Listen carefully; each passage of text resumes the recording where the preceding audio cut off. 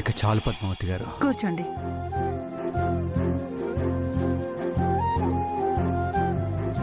మెల్లగా అన్నయ్య. చంద్ర, అన్నయ్య ఈరోజు న్యూస్ పేపర్ కావాలి. నేను తీసుకొస్తాను అన్నయ్య. కొత్త న్యూస్ ఏముంటుంది సారు? వర్షాలు వరదల గురించి తప్ప ఏం లేదు.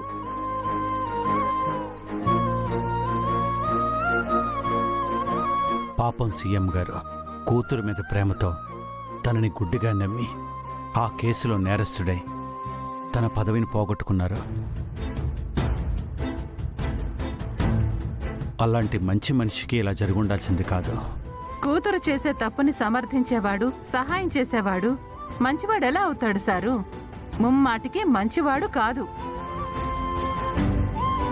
కూతురు తప్పు చేసిందో లేదో తెలియకపోయినా కూతురికి సహాయం చేయలేదు చూడండి. మీరు నిజంగా మంచోళ్ళు. మీలాంటి మనిషి సీఎం అయితే బాగుంటుంది సారు.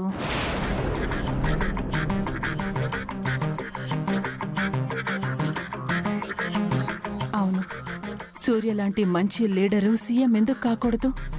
సూర్యతో పాటు పనిచేసిన ఎమ్మెల్యేలు, ఎంపీలు ఇప్పుడు కూడా పదవుల్లో ఉన్నారు కదా. వాళ్లతో మాట్లాడితే సూర్యకి ఏదైనా పదవి ఇప్పించొచ్చు కదా. నేను రాజకీయాలకి దూరంగా ఉంటున్నాను, ప్రజలకి దూరంగా ఉంటున్నాను. ఇప్పుడు నన్ను సీఎం చేయాలని ఎవరనుకుంటారు, ఎందుకు అనుకుంటారు పద్మావతి గారు? సారు, నాకు హాస్పిటల్లో కొంచెం పనుండాది, నేను ఇప్పుడే వస్తాను. అమ్మగారు, సార్ని కొంచెం సేపు జాగ్రత్తగా చూసుకోండి. సుమా, నాకు అన్నయ్యకి కొంచెం కాఫీ తీసుకురావా? అలాగేనండి.